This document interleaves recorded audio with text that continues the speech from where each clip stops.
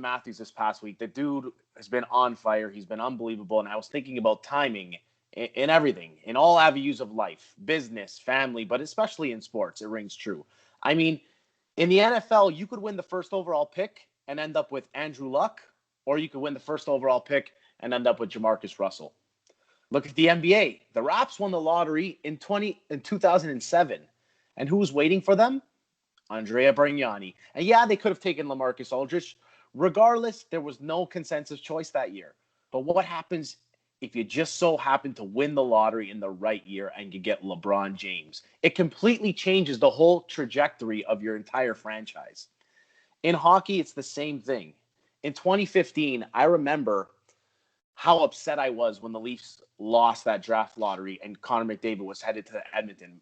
I don't know if my face was as upset as Connor's was when he found out that he was going to Edmonton, but nonetheless.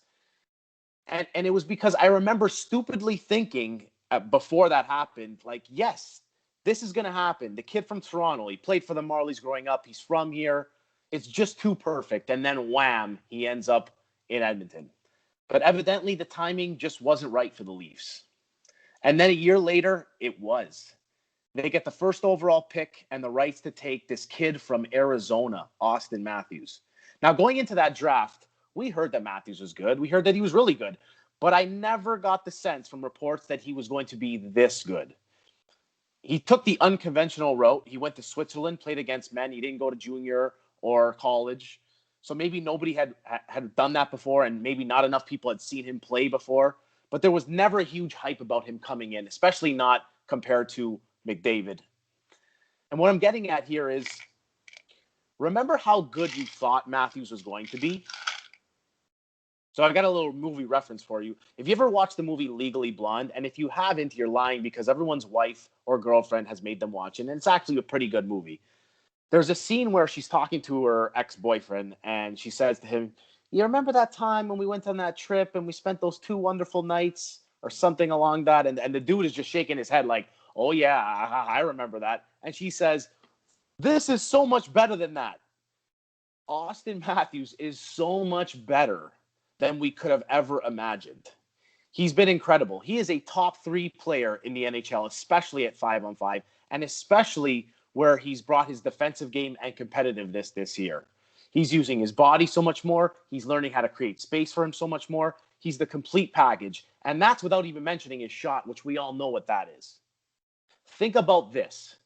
The Toronto Maple Leafs franchise, going back to when they started as the St. Pats, has been around for over 100 years. In 100 years, this franchise has never had a player this good. And you right now are alive to watch this all unfold. How fortunate are we? Finally. As Leaf fans, we like to dunk on each other. We like to be pessimistic. The sky is always going to fall. The absolute worst thing is going to happen. And you know what? They've given us enough evidence to support that pessimistic mindset.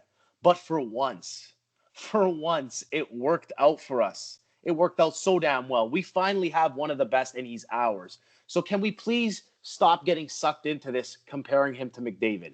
McDavid is McJesus for a reason. The dude is incredible. He is the very best. He's unreal. But so is Auston. So let's just enjoy him. If McDavid is Gretzky, Auston can be Lemieux. And before you laugh at that comparison, here is a stat that absolutely blew my mind. After 299 games played, Lemieux had 143 goals at 5-on-5. Auston Matthews has 132. For all you math wizards out there, that's 11 less. But Lemieux began his career in a league that had goalies like Darren Pang, which I don't know if you've seen the dude. I don't even know if he's tall enough to reach the crossbar. That's the type of goalies that he was against. So really, it's you can't compare it.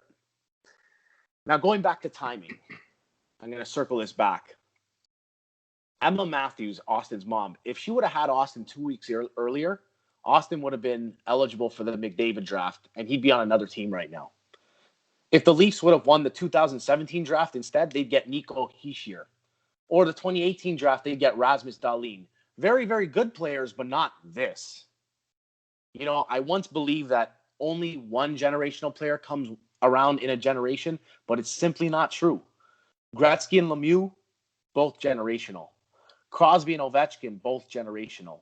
McDavid, and yes, now Auston, both generational.